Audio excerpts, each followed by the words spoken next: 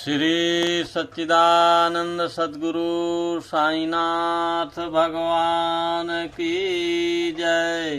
बोलो श्री साईनाथ महाराज की जय।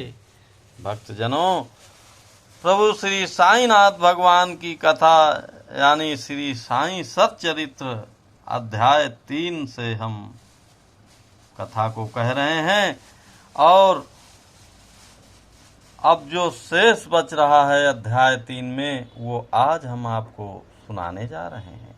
तो ध्यान पूर्वक मन लगाकर श्री साईनाथ देवता की कथा को सुने और अपना कल्याण करें। मनोवांछित फल प्राप्ति के लिए अपना रास्ता बनाएं। जय श्री सच्चिदानंद सद्गुरु साईनाथ महाराज की जय। भिन्न भिन्न कार्यों की भक्तों को प्रेरणा। भगवान अपने किसी भक्त को मंदिर मठ, किसी को नदी के तीर पर घाट बनवाने, किसी को तीर्थ पर्यटन करने और किसी को भगवत कीर्तन करने एवं भिन्न भिन्न कार्य करने की प्रेरणा देते हैं, परंतु उन्होंने मुझे साईं सच्चरित्र लेखन की प्रेरणा की। किसी भी विधा का पूर्ण ज्ञान न होने के कारण मैं इस कार्य के लिए सर्वथा योग्य था, अतः मुझे इस दुष्कर कार्य का दुस्साहस क्यों करना चाहिए। श्री साईं महाराज की यथार्थ जीवनी का वर्णन करने को सामर्थ्य किसे है। उनकी कृपा मात्र से ही कार्य संपूर्ण होना संभव है। इसलिए जब मैंने लेखन प्रारंभ किया तो बाबा ने मेरा अहंकार नष्ट कर दिया और उन्होंने स्वयं अपना चरित्र रचा, अतः इस चरित्र का श्रेय उन्होंने ही, मुझे नहीं, उन्हें ही जाता है। जन्मतः ब्राह्मण होते हुए भी मैं दिव्य चक्षु विहीन था, अतः साईं सच्चरित्र लिखने में सर्वथा अयोग्य था, परंतु श्री हरि कृपा से क्या संभव नहीं है। मूक भी वाचाल हो जाता है और पंगु भी गिरवर चढ़ जाता है। अपनी इच्छानुसार कार्य पूर्ण करने की युक्ति वे ही जाने। हारमोनियम और बंसी को यह आभास कहाँ कि ध्वनि किसे प्रसारित हो रही है, कैसे प्रसारित हो रही है, इसका ज्ञान तो बाधक को ही है।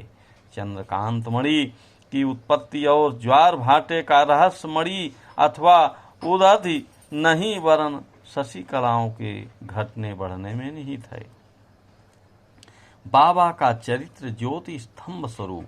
समुद्र में अनेक स्थानों पर ज्योति स्तंभ इसलिए बनाए जाते हैं जिससे नाविक चट्टानों और दुर्घटनाओं से बच जाए और जहाज को कोई हानि ना पहुंचे।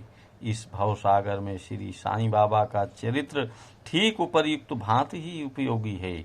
वह अमृत से भी अति मधुर और सांसारिक पथ का सुगम बनाने वाला है। जब वह कानों के द्वार हृदय में प्रवेश करता है तब दैहिक बुद्धि नष्ट हो जाती है और हृदय में एकत्रित करने से समस्त कुशंकाएं लोप हो जाती हैं। अहंकार का विनाश हो जाता है तथा बौद्धिक आवरण लुप्त होकर ज्ञान प्रकट हो जाता है। बाबा की विशुद्धि कीर्ति का वर्णन निष्ठा पूर्वक श्रवण करने से भक्तों के पाप नष्ट होंगे, अतः यह मोक्ष प्राप्ति का भी सरल साधन है। सतयुग में सम तथा दम, त्रेता में त्याग, द्वापर में पूजन और कलयुग में भगवत कीर्तन ही मोक्ष का साधन है। यह अंतिम साधन चारों वर्णों के लोगों को साध्य भी है। अन्य साधन योग, त्याग, ध्यान, धारणा आदि आचरण करने में कठिन है, परंतु चरित्र तथा हरि कीर्तन का श्रवण तो अत्यंत ही सुलभ है। केवल उन पर ध्यान देने की ही आवश्यकता है। कथा श्रवण और कीर्तन से इंद्रियों कोई स्वाभाविक विषयासक्ति नष्ट हो जाती है और भक्त वासना रहित होकर आत्म साक्षात्कार की ओर अग्रसर हो जाता है। इसी फल को प्रदान करने के हेतु उन्होंने सच्चरित्र की रचना कर रही। भक्तगण अब सफलता पूर्वक चरित्र का अवलोकन करें और साथ ही उनके मनोहर स्वरूप का ध्यान कर गुरु और भगवत भक्ति के अधिकारी बने तथा निष्काम होकर आत्म साक्षात्कार को प्राप्त हो। साईं सचरित्र का सफलतापूर्वक संपूर्ण होना यह साईं महिमा ही समझे। हमें तो केवल एक निमित्त मात्र ही बनाया गया है। बोलो श्री सच्चिदानंद सद्गुरु साईनाथ महाराज की जय। भक्तों, अब हम प्रभु की साईं सचरित्र से भाग अध्याय का आगे का हिस्सा फिर सुनाते हैं। तब तक ये आप सुने और अपना कल्याण करें। पुनः आप फिर श्री साईनाथ महाराज के दर्शन करें और अपना कल्याण करें। बोलो श्री सच्चिदानंद सद्गुरु साईनाथ महाराज की जय। अनंत कोटि ब्रह्मांड नायक राजाधिराज योगी राज परब्रह्म श्री सच्चिदानंद सद्गुरु साईनाथ महाराज की जय।